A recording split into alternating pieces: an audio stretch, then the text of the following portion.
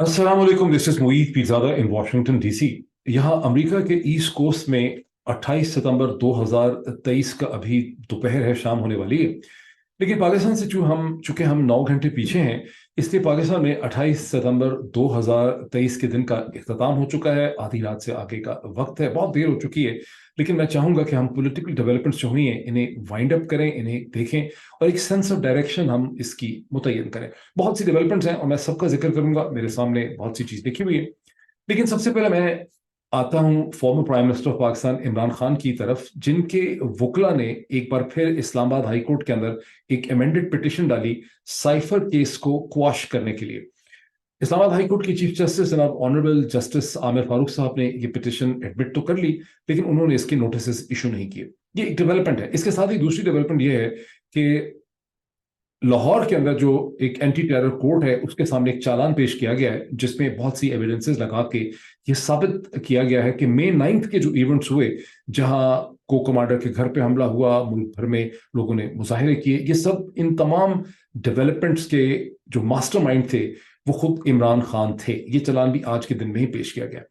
दूसरी तरफ इमरान खान ने जब अपने वकला से मुलाकात की, और ये मैं कोट कर रहा हूँ, पीटीआई ऑफिशियल जो चैनल है जिसको बहुत ज्यादा लोग नहीं देखते और कम से कम ही लोग उसको देख रहे हैं, हालांकि वहां पर एक अपडेटेड खबरें मिलती हैं, या आपको पीटीआई एक न्यूज बुलेटिन होता है जो रोज आपको मिल जाता है 5-6 मिनट का। उसमें जो चीज जिससे मैं बहुत चौंका हूं वो ये है कि इमरान खान जब अपने वकला से मिले तो वो बहुत सीरियस थे, और उन्होंने इस खदशे का इजहार किया कि उन्हें लग रहा है कि जिस तरह से तोशा खाने के केस में बगैर किसी प्रोसेस के, बगैर किसी सब्सटैंटिव प्रोसेस के उनको सजा सुना दी गई थी, बुनियादी तौर पे कन्विक्शन कर दी गई थी, इसी तरह से उन्हें लग रहा है कि साइफर केस में भी कुछ नहीं सुना जाएगा, कोई प्रोसेस नहीं होगा और सजा सुना दी जाएगी। जिस चीज पे मैं चौंका हूं, जो मुझे मुख्तलिफ लगी है कि हर दफा जब तहरीक इंसाफ के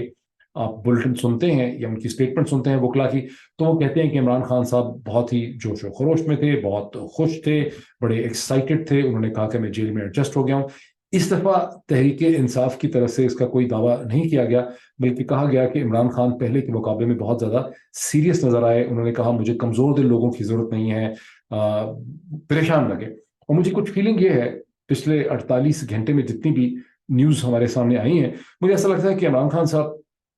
की जो ट्रांजेक्शन हुई है अटक की जेल से, जहां वो गालिबन उन्होंने सूरत हाल को एक्सेप्ट कर लिया था, वो खुद कहते थे मैं एडजस्ट हो गया हूं, मैं बहुत खुश हूं। जब उनको अडयाला जेल में मुंतकिल किया गया, उनको अडयाला जेल में उनकी जो शिफ्टिंग और ट्रांजिशन हुई है वो खालिस्तन निज़ाम ने, इस्टेब्लिशमेंट ने अपनी मर्जी और मंशा से, अपनी जो ऑप्टिक्स की रिक्वायरमेंट्स हैं उसके तहत की है। और ये जो ट्रांजिशन हुई है ये इमरान खान की मर्जी के खिलाफ हुई है, और इमरान खान इस ट्रांजिशन से कोई बहुत ज्यादा खुश नहीं है, बल्कि इस ट्रांजिशन के नतीजे में बेचैन नजर आते हैं। फॉर इंस्टेंस एक स्टेटमेंट मेरी नजर से आई कि वहां तो फिर भी मेरे पास कुछ स्पेस थी चल सकने की, मैं और कुछ नहीं चाहता, मैं चाहता हूं कि कम से कम मेरे पास इतनी स्पेस हो कि मैं चहलकदमी कर सकूं। और अपेरेंटली अडयाला में जो उनको जेल दी गई है, जो स्पेस दी गई है, उसके बारे में पीटीआई के ऑफिशियल सोर्सेज का कहना है कि उनको बी क्लास से दोबारा सी क्लास में डाल दिया गया है। उनके पास अब इतनी भी स्पेस नहीं है कि वो चहलकदमी कर सकें। कि एक इंटरेस्टिंग डेवलपमेंट है और इसको भी आप जहन में रखें। और जैसा कि मैंने कई दफा पहले कहा कि पाकिस्तान में जो कुछ भी हो रहा है और जो कुछ इमरान खान के साथ हो रहा है उसकी कोई लीगल सेंस नहीं है, उसकी सारी की सारी सेंस जो है वो पॉलिटिकल है। तो अगर जब इसकी सारी सेंस पॉलिटिकल है तो पाकिस्तान की पॉलिटिक्स और कानून का जो नेक्सस है, जो उसका इम्तजाज है, वो कहाँ पे खड़ा हुआ है, इस पे थोड़ी सी हम नजर डाल लेते हैं। एक डेवलपमेंट जो आप सबके नॉलेज में होगी, शायद ही कोई आप में से ऐसा हो जो इससे वाकिफ ना हो, कि गुज़िश्ता 24 घंटे में फरूख हबीब साहब को, जिससे पहले कई हफ्तों से मई 9 के बाद मसलसल रूपोश भी थे, किसी वीपीएन को इस्तेमाल करके ट्वीट्स करते थे, उनकी छोटी मोटी कमेंट्स रोज ही आ जाते थे, वो कमेंट्री करते थे, उन्हें भी अगवा कर लिया गया। अगवा का लफ्ज इस्तेमाल करना इसलिए जरूरी है कि गिरफ्तार आप उस वक्त होते हैं जब आपको बावर्दी पुलिस किसी वारंट के तहत विजिबल तरीके से आपको अरेस्ट करती है, आपको अपने कंट्रोल के कस्टडी में लेती है, उसे गिरफ्तार कहा जाता है। लेकिन ऑफ लेटली पाकिस्तान के अंदर जितने भी लोगों को पकड़ा जा रहा है, और सबको पता है कि रियासत के इदारे, पुलिस या दूसरे इदारे इंटेलिजेंस के उनको पकड़ रहे हैं, उनको उठा रहे हैं, डिटेन कर रहे हैं, جیسے کہ پرومیننٹ ٹیلی ویژن اینکر پرسن عمران ریاض کو تو خیر پکڑا بھی پولیس نے تھا، لیکن بعد میں بھی اس کو ریاستی ادارے ہی اپنے ساتھ لے گئے تھے، لیکن جو پروسیس تھا وہ بالکل اغوا کی طرح کا تھا۔ تو فاروق حبیب صاحب جو ہیں ان کو بھی اغوا کر لیا گیا ہے۔ اس کے ساتھ ہی آپ دیکھ رہے ہیں کہ وہی ATC کورٹ جس نے میرے اور صابر شاکر کے ناقابل ضمانت قسم کے پرپیچول وارنٹ ایشو کیے ہیں، اسی عدالت نے اعظم سواتی صاحب کے بھی وارنٹ جو ہے وہ پرپیچول وارنٹ، دائمی وارنٹ ایشو کر دیے ہیں، اور تمام ٹیلی ویژن چینل کے اوپر اس چیز کو بہت ہی نمایاں طریقے سے نشر جو ہے وہ کیا گیا، وہ بھی چھپے ہوئے۔ اب یہاں پہ مجھے بات تھوڑی سی اس کی امپورٹنس کیا ہے، لوگ تو مسلسل گرفتار ہو ہی رہے ہیں، عثمان ڈار کو پکڑ لیا اور لوگوں کو پکڑ لیا، یہ تو ہو ہی رہے ہیں، تو میں اس پہ کیوں ایمفیسائز کر رہا ہوں؟ میں ایمفیسائز اس لیے کر رہا ہوں کہ جیسے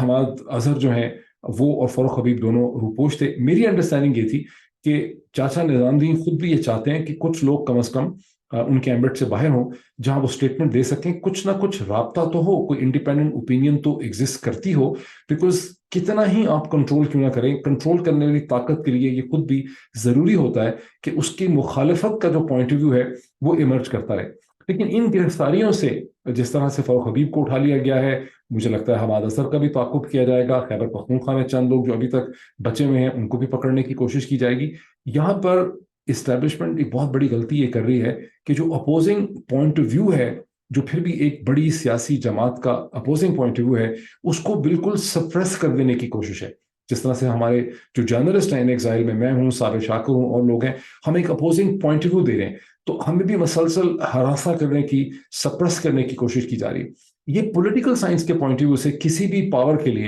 یہ ایک بڑی خطرناک صورتحال ہے جب اپنی مخالف تمام آوازوں کو آپ مکمل طور پہ سپریس کر دینا چاہتے ہیں۔ بہرحال اس وقت آپ کو سینس اور ڈائریکشن جو ہے وہ یہی ملتی ہے۔ اس کے ساتھ آپ دیکھتے ہیں ایک اور بڑی، اب جب قانون کی بات کرتے ہیں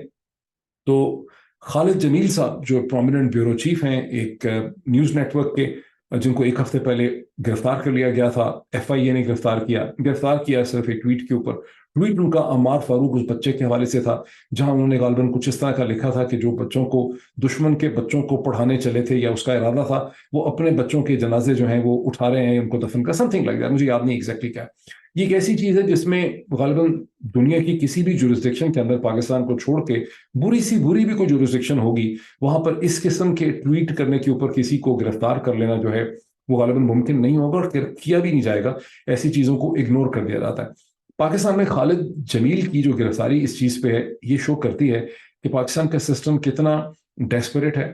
کتنا ری ایکٹیو ہے، کتنا زیادہ اس کے اندر ہیجان ہے، اور کتنا زیادہ وہ سسٹم پریشان ہے، کتنا زیادہ وہ انڈر پریشر ہے کہ اس قسم کی زومانی باتیں جو پوئٹری کی، جو ایک فکشن میں یا پوئٹری میں یا سیٹائر کی ڈومین کے اندر آتے ہیں، اس کو بھی یہ سسٹم اب برداشت نہیں کر پا رہا۔ بل اس وقت پوائنٹ یہ نہیں، پوائنٹ یہ ہے کہ خالد جمیل صاحب کو ایک اسپیشل کورٹ نے بیل دی اور ان کو رہا کر دیا، لیکن انہوں نے صرف ان کو رہا ہی کیا 50,000 کے مچل کے یا ضمانت کے بانڈ کے اوپر، کیونکہ حالانکہ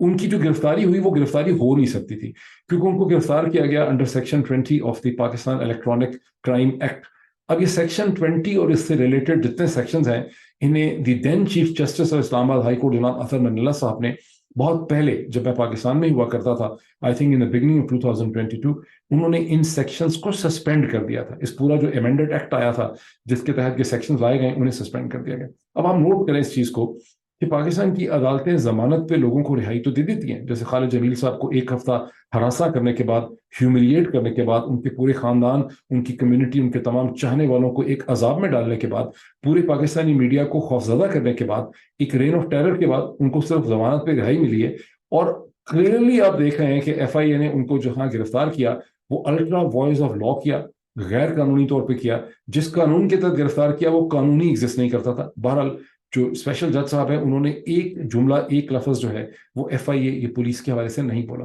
میں نے اس کے حوالے سے ایک بہت ڈیٹیل ٹویٹ کیا، بہت ڈیٹیل، میں اس کو دنیا بھر کی آرگنائزیشنز کو میں نے کاپی کیا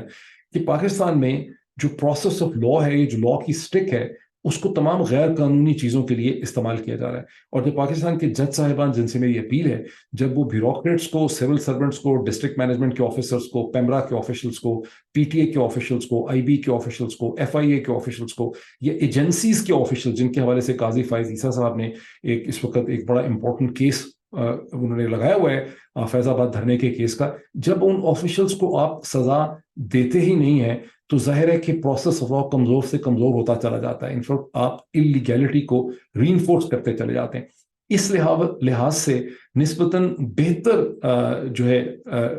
एक हम देख रहे हैं एक्टिविटी कर रहे हैं जस्टिस बाबर सत्तार साहब इस्लामाबाद हाई कोर्ट में, जिन्होंने डिप्टी कमिश्नर इस्लामाबाद जिन्होंने माफ़ी मांगी उनकी माफ़ी, और ये है शहरियार आफरीदी को बार बार गिरफ्तार करने के हवाले से। वहाँ जस्टिस बाबर सत्तार ने डिप्टी कमिश्नर इस्लामाबाद की माफ़ी नामे को उन्होंने रद्द भी कर दिया, और बड़ी उन्होंने उनको तंबीह की, बिकॉज वो तंबीह से ही पता चलता है कि डीसी साहब जो हैं वो बाबर सत्तार के रिश्तेदारों को के जरिए बाबर सत्तार को, जस्टिस बाबर सत्तार को इन्फ्लुएंस करने की कोशिश कर रहे थे। और जस्टिस बाबर सत्तार ने उनकी तंबीह की है कोर्ट में कि मेरे रिश्तेदारों के जरिए मुझे आप असरअंदाज होने की कोशिश ना करें, और आपकी अपील जो है, आपकी जो माफ़ीनामा है, उसको उन्होंने रिजेक्ट कर दिया। यहाँ लग ये रहा है कि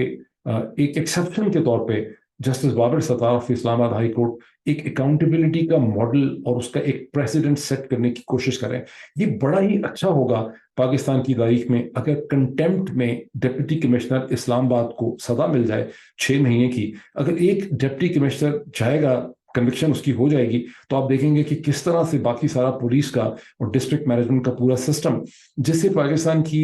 जो इस्टेब्लिशमेंट है वो एक टूल के तौर पर इस्तेमाल करे। खुद तो करते नहीं है, ये सारा गंदा मारपीट का काम खुद तो नहीं कर रहे, ये सारा जुर्म खुद तो नहीं कर रहे, इन्हीं के जरिए करवा रहे हैं। अगर ये पुलिस वाले और डिस्ट्रिक्ट मैनेजमेंट वालों को अदालतें रोक देती हैं ये जुराइम करने से, गैर कानूनी हरकतें करने से, तो सिस्टम में बड़ी बेहतरी और इम्प्रूवमेंट जो है वो आ सकती है।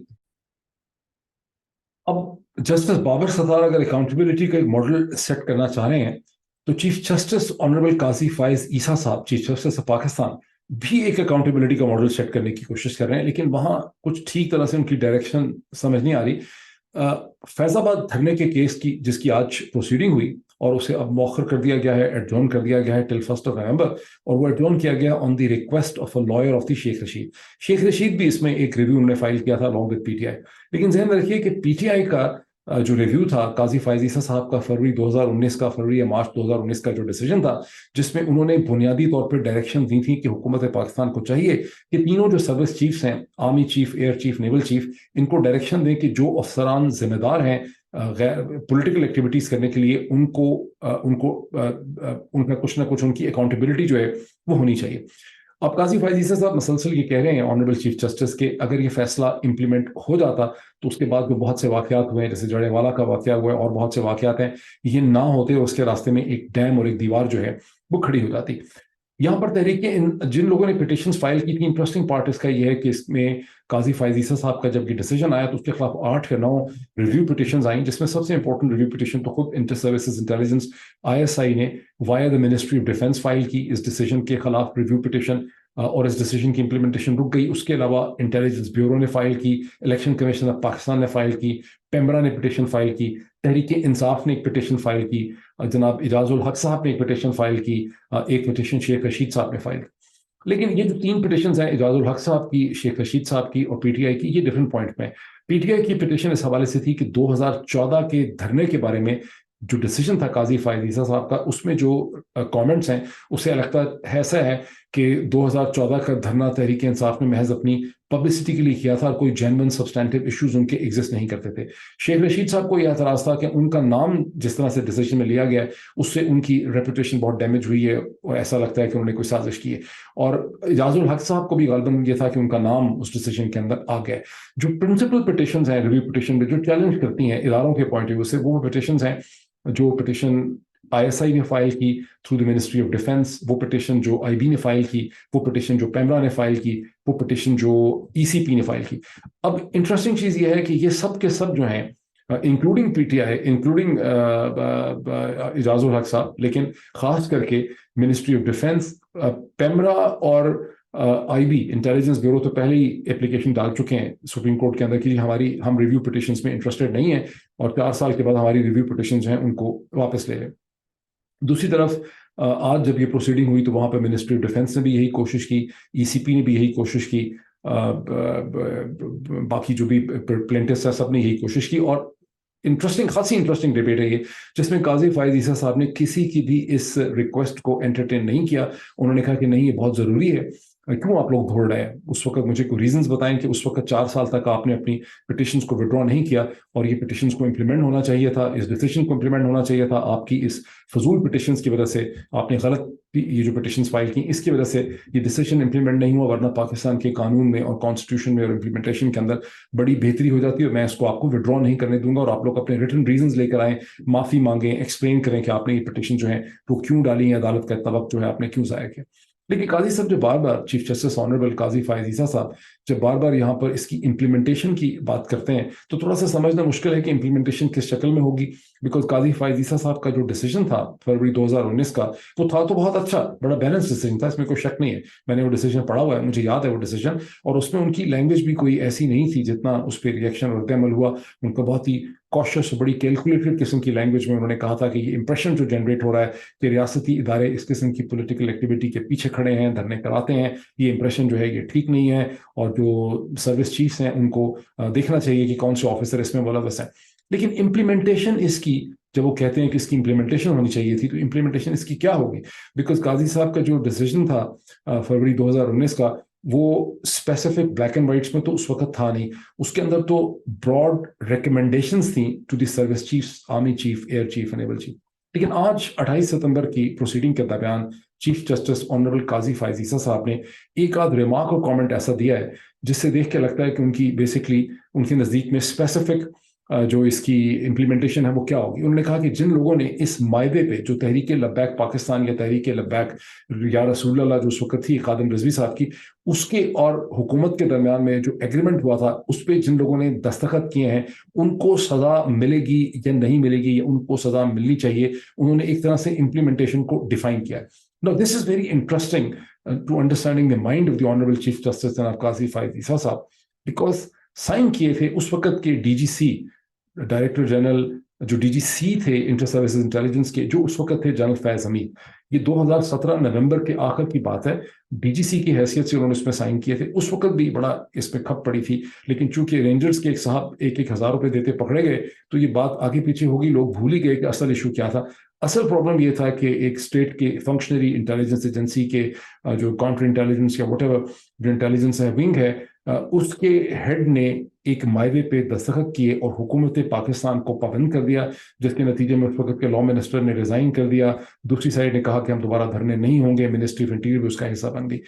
अब काजी साहब ये कह रहे हैं कि जिन्होंने उस पर साइन किए थे, यानी कि जनरल फैज हमीद ने, जो बाद में डीजीआई बने, पाकिस्तान के बहुत कंट्रोवर्शियल भी हो गए, तो उनको बेसिकली वो यार्ड स्टिक के रख रहे हैं कि उनको सजा मिलेगी या नहीं मिलेगी। यहाँ तो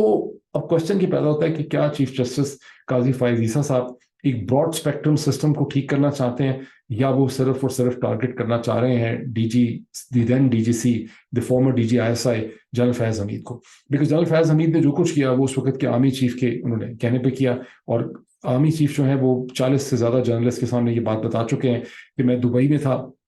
आई एम श्योर कि अगर कोई जर्नलिस्ट मुझे सुन रहे होंगे जो उस मीटिंग्स में थे, तो जनरल बाजवा ने ये कहा था कि ये धरना जो है ये आउट ऑफ कंट्रोल हो चुका था। मुझे खाकान अब्बासी साहब ने फ़ोन किया, उन्होंने कहा धरने का को हल निकालें, फ़ौज को बुलाएं। मैंने उनको कहा कि हम सुलह करा देते हैं, फ़ौज बुलाई आएगी तो गोली चलाएगी, फ़ौज के पास कोई डंडा और सोटा स्टिक तो होती नहीं है। और फिर आईएसआई की ड्यूटी लगाई गई कि इसको रिजॉल्व करें, और उसके नतीजे में जो एक एग्रीमेंट हुआ, वो एक रिटन एग्रीमेंट हुआ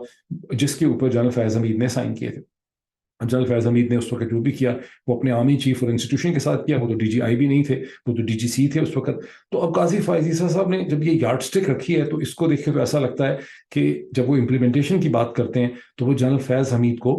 टारगेट करना चाहते हैं, उनको एक सजा जो है वहां पे दिलाना चाहते हैं, उनको इस केस के अंदर लेकर आना चाहते हैं। लेकिन काजी फायज ईसा साहब अगर ये ऐसा करना चाहते हैं तो फिर नवाज शरीफ साहब भी यही करना चाहते हैं। बिकॉज पीएमएलएन ने भी अगर अपना दुश्मन किसी को आइडेंटिफाई किया था, तो उन्होंने नाम तो उन्होंने बाजवा साहब का भी लिया, लेकिन असल में उनका गुस्सा सभी जानते हैं कि जनरल फैज के साथ है, जिन्होंने उनके साथ कोऑपरेट नहीं किया। और जनरल बाजवा ने तो फिर नवाज शरीफ साहब को बहुत रिहेबिलिटेट भी किया, उनको लंदन भेजा, प्लेटलेट का ड्रामा रचाया, फिर उनकी साथ मिलकर रजीम चेंज ऑपरेशन किया पाकिस्तान में। और अभी नवाज शरीफ साहब ने जो इनिशियल स्टेटमेंट दी थी, उसके बाद आपको पता है 10 किस्म की स्टोरीज छापी गई हैं जिसमें कहा गया कि नवाज शरीफ साहब का गुस्सा ठंडा हो गया है, नवाज शरीफ साहब को शहबाज शरीफ साहब ने, पीएमएलए ने बावर करवाया है कि हमें एस्टैब्लिशमेंट को नाराज करने की जरूरत नहीं है, और अब नवाज शरीफ साहब उस किस्म की अकाउंटेबिलिटी की बात नहीं कर रहे। तो नवाज शरीफ साहब ने वहां पर भी जो मेन टारगेट किया था وہ جنرل فیض ہی کو کرنے کی کوشش کی تھی. نام انہوں نے جنرل باجوہ کا بھی لیا تھا, ججز کا بھی نام لیا تھا, لیکن اب یہ نیا یہاں پر اینگل جو ہے وہ ہمیں ڈیولپ کرتے ہوئے نظر آتا ہے.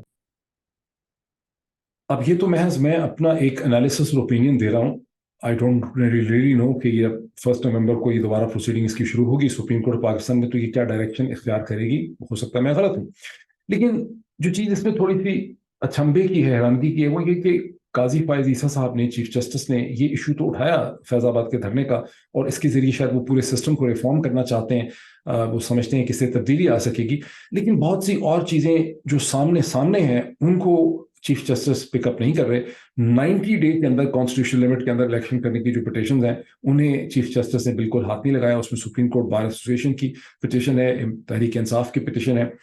اس کے علاوہ بھی بہت سے ایسے ایشوز ہیں جو چیف جسٹس کی نظر میں آنے چاہیے تھے. شہید ارشد شریف نے اپنی زندگی میں جولائی اور اگست کے مہینے میں, جون میں, انہوں نے جب ان کو زندگی کا خطرہ تھا تو انہوں نے اوپن لیٹرز لکھے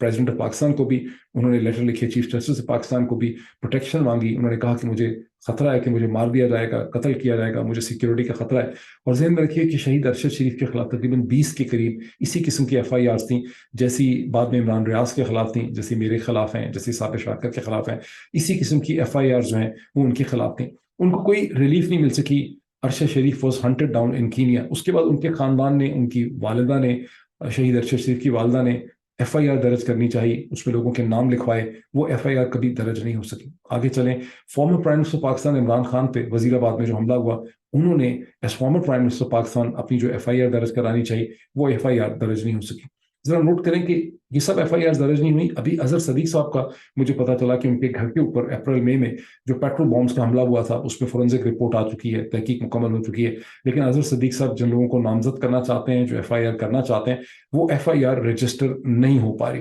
نوٹ کریں اس چیز کو. لیکن یہ اور بات ہے کہ ایک نامعلوم آدمی اٹھتا ہے 1 مہینے کے بعد, 1 مہینے 5 دن کے بعد 9 مئی کے, اور وہ اسلام آباد کے ایک تھانے میں جاتا ہے اور میرے اور ثاقب شاکر کے خلاف ایک FIR بڑی آسانی سے درج کر لیتا ہے. اس FIR کو پولیس بالکل چیلنج نہیں کرتی کہ بھئی تمہیں ابھی کیوں خیال آیا, تمہاری اسمپشنز کیا ہیں. اور اس کے بعد اس کے اوپر ایک ٹرائل بھی ان ایبسینشیا شروع ہو جاتا ہے, اور وہ ٹرائل کا بھی کسی کو نہیں پتا چلتا, کوئی میڈیا میں رپورٹ نہیں ہوتا کہ ٹرائل چل رہا ہے. صرف جب اس ٹرائل میں ہمارے وارنٹ ایشو کر دیے جاتے ہیں تب اس کو کچھ ٹیلی ویژن چینلز یا اخباروں کو جو ہے وہ دے دیا جاتا ہے. تو یہ جو ایک پروسیس آف لا ہے پاکستان کا, وہ اتنا ٹوٹ پھوٹ گیا ہے کہ اب میں نے کہا تھا کہ پالیٹکس اور لا کے نیکسس کو دیکھنا ضروری ہے. یہ پالیٹکس, یہ جو لا کا پروسیس ہے, یہ اتنا ٹوٹ پھوٹ چکا ہے کہ اس میں سے کیا نکل سکتا ہے. ابھی اس چیز کو دیکھ لیں کہ عمران ریاض, میں نے بات کی تھی فاروق حبیب کے اغوا کی, عمران ریاض کو 4 مہینے اور 15 دن کے بعد عمران ریاض کی جو برآمدگی ہوئی ہے, اس کے بعد انہی کے وکیل صاحب پہ پریشر ڈال کے انہوں نے لاہور ہائی کورٹ سے جو پٹیشن تھی ان کے والد صاحب کی, اس کو وڈرا کروا لیا ہے انفیکٹو قرار دے کے, اور ساتھ ہی ایک نیریٹو فلوٹ کر دیا گیا ہے کہ عمران ریاض جو ہے وہ خود ہی کہیں چلے گئے تھے. کون اکاؤنٹیبل ہے؟ عمران ریاض کے ساتھ جو ہوا, وہ شخص جس کی قوت گفتار ہی اس کی تمام تر طاقت تھی. آپ سب اس چیز سے واقف ہیں. وہ کلپ آپ نے عمران ریاض کے دیکھے ہوں گے جہاں وہ کہتا ہوگا میں سوال پوچھتا ہوں, میں کیوں نہ پوچھوں, میرا یہ حق ہے. وہ قوت گفتار جو ہے, وہ جو پاور آف ایکسپریشن ہے, میں نے پاکستانی میڈیا میں کسی کا نہیں دیکھا. آج جو لوگ ملے ہیں عمران ریاض سے, جو میٹنگز ہوئی ہیں, وہ کیا بتا رہے ہیں آپ کو کہ اس کو کچھ اس طرح سے ٹریٹ کیا گیا ہے, عمران ریاض کو اس طرح سے تشدد کیا گیا ہے, یا ڈرگز کھلائی گئی ہیں, یا اس کو اس طرح سے الیکٹرک شاک دیے گئے ہیں, کچھ اس طرح سے کیا گیا ہے کہ اس کا لگتا یہ ہے کہ عمران ریاض کا سپیچ سینٹر جو ہے وہ ڈسٹرائے ہو گیا. اگر پاکستان کے ریاستی ادارے اور حکومت کی اس میں کوئی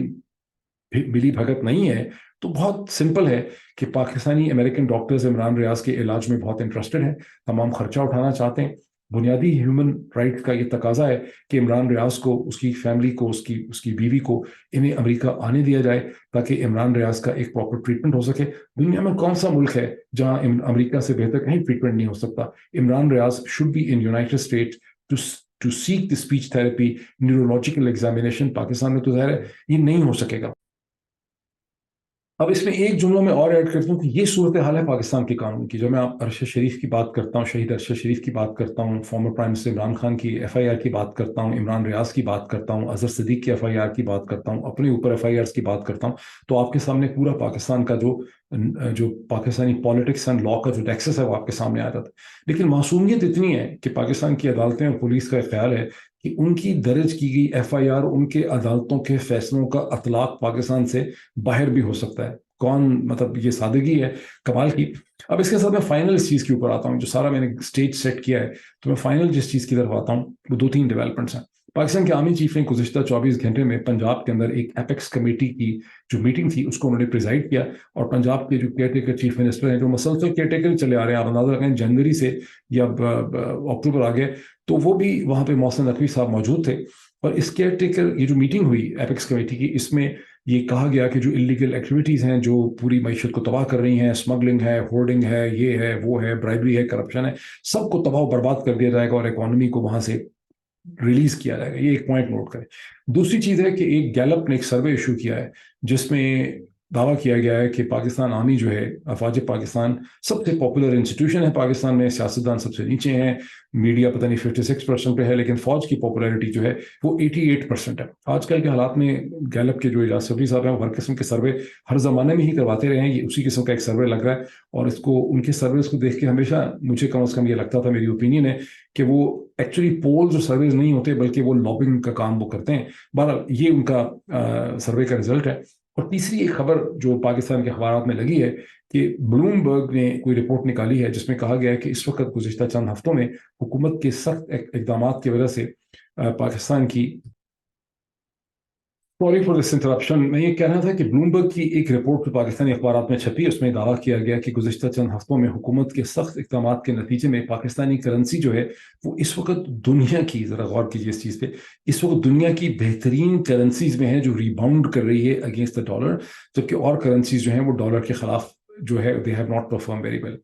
अब इसमें जरा इसकी हकीकत क्या है? हकीकत यह है कि 1,000 या $500 तो लोगों को मिल सकते हैं, लेकिन अगर किसी को 5,000 $10,000 है तो उसको मिल ही नहीं रहे मार्केट में, और उसको जो भी मनी चेंजर है वो उसी के रेट पे, यानी 330, 325 या 325 अगर मिल जाए तो उसी पे वो मामला को सेटल करता है। हाँ, किसी को $200 चाहिए या $100 चाहिए तो उसको मिल सकते हैं। तो तमाम चीज़ें एक अक्स है, लेकिन ये तमाम जो 3 खबरें मैंने आपको बताई, इसमें एक मीडिया, कंट्रोल मीडिया के जरिए मैन्युफैक्चर्ड एक ओपिनियन जनरेट की जा रही है कि हालात बेहतरी की तरफ जा रहे हैं। दूसरी तरफ बाज एनालिस्ट जो सूरत हाल से फेमिलियर है अंदर के मामला से, वो इस खदशे का इजहार कर रहे हैं कि इलेक्शन कमीशन जो मसलसल एक इलेक्शन की तैयारियों की बात कर रहा है कि ये कंप्लीट हो गया, डिलिमिटेशन का ये हो गया, प्लान यही है कि अचानक की कहा जाएगा कि जनवरी के अंदर इलेक्शन करवा दिए जाएंगे। जनवरी के इलेक्शन का वाकई एक प्लान है, लेकिन उसके साथ ही खतरनाक बात यह है कि अंदाजा ये है कि ये इलेक्शन इस तरह के होंगे जिसके नतीजे में एक नया झगड़ा शुरू हो जाएगा, एक नया तूफान खड़ा हो जाएगा, और उस तूफान के बाद एक जवाब होगा कि अब मुल्क में बाकायदा मार्शल लॉ लगाया जा सकता है। अगर ऐसा वाकई किसी जगह पे ये सोच है तो ये बहुत ही खतरनाक सोच है। उसकी वजह है कि फॉर ऑल प्रैक्टिकल पर्पसेस, जिस एपेक्स कमेटी की मैंने बात की, बिजनेसमैन से जो बात हो रही है, जो करेंसी की चीज़ें की जा रही हैं और जो गुज़िश्ता कई महीनों से हो रहा है, martial law for all practical purposes Pakistan में लग चुका हुआ है। मार्शल लॉ का जो एक सरप्राइज एलिमेंट होता है या करेक्टिव उसकी एक फोर्स होती है कि जब एक सूरत हाल ख़राब होती है, मार्शल लगता है, लोगों को एक सेंस ऑफ रिलीफ होती है, लोग समझते हैं कि सूरत हाल बेहतर हो जाएगी, वो एलिमेंट अब हासिल नहीं हो सकता। इस स्टेज पे अगर कोई सोच रहे हैं कि हम कोई एक सूरत हाल पैदा करेंगे फिर मार्शल लॉ ही लगा देंगे सिरे से, तो ये एक और ही बहुत डिजास्टर्स स्टेप होगा। जिस तरह से ये है कि 4th जनरेशन एंटीबायोटिक्स शुरू में ना खिलाए जाएं, अगर 4th जनरेशन एंटीबायोटिक्स आप खिला देंगे तो फिर बाद में जब इन्फेक्शन बहुत बढ़ जाएगी तो क्या करेंगे। लेकिन इस वक्त कम से कम इसी किस्म की थिंकिंग है जो मेरे कानों में पहुंच रही। Thank you.